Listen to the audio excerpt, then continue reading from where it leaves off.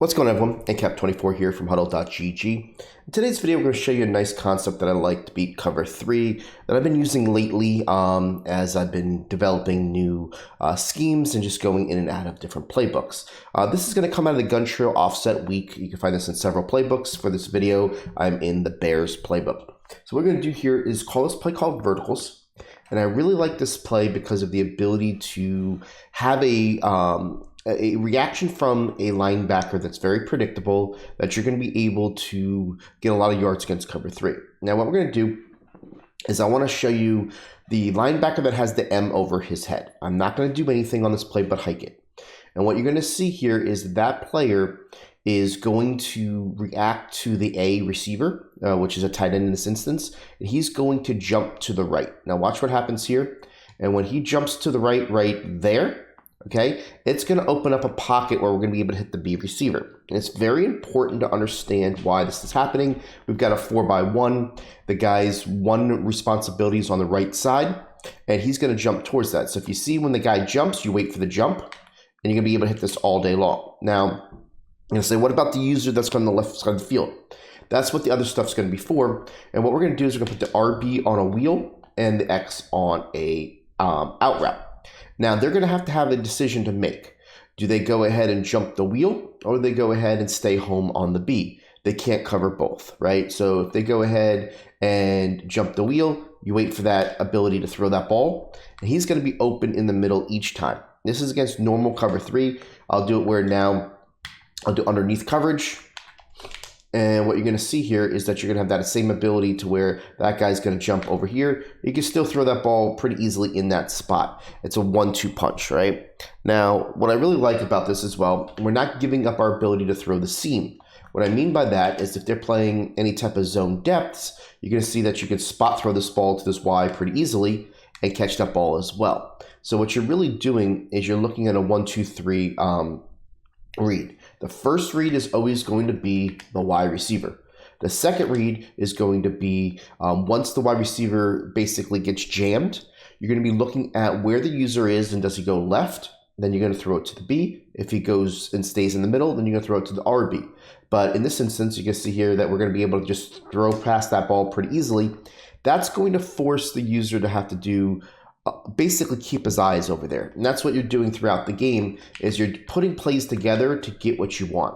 I'm not going to be throwing this ball to the B receiver on the first try. What I'm going to end up doing is a lot of times hitting the Y, hitting the RB. You can see here now the RB is going to be open. You're going to have some nice easy yards. I'm going to work this in to where now I know there's going to be the user has to go to the left. He has to go to the left to cover either the Y or the RB. He sprints out to the left. Now you're going to be able to throw this ball, which is the route that you wanted the entire time against cover 3. And that's how you work in schemes, guys. You know, when we design things for Huddle, it's not just, hey, do this. This is how you're going to set it up. This is how you're going to use this base play to get this reaction from the defense. And once you start seeing that you run this a couple times, you're going to anticipate them jumping this because, you know, you're playing against a good player and you always have the second thing behind it, right? And that's what this kind of play does. It's a simple play, but really it's about the reaction of this linebacker that I wanted to talk about when it comes to this type of set. Now, you can see that this is going to be something where you've got the running back over here, right? Well, this is trips tight end right here. On trips tight end, all you got to do is move this guy over and you've got the same thing. You're not moving anybody. And you can use this out of his trips tight end look as well, right? We just dropped our trips tight end, game plan with Banks IQ. If you guys are running that, you can use this concept the same way. You know, all you got to do is find that B receiver on that route and you're good shape. Now, if I put this B receiver, say, on a post route like this, I want to make sure that you see this here. This guy's going to jump to the right. Now you can see how you can still throw it to him, but see how his angle is so short that it's not going to clear it. That special route is what you're looking for to make sure that you clear that. And that's just something that I want to make sure you see, that he's in a spot that you would think that he'd be able to do it, but that route has a lot different of an angle where you're throwing it to the middle of the field, not on the post to the right. So don't make that mistake. Make sure that you understand that you're going to want a route that's going to go a little bit deeper, a little bit there. Now you could by all means snap hike this, and you could use the RB as a throw underneath right here and get this easy catch. If you want to make sure that you kind of mix it up and not just do the wheel the whole time. Even if you, like I showed you before, if you snap hike it, you still got the ability when that guy moves to hit the B.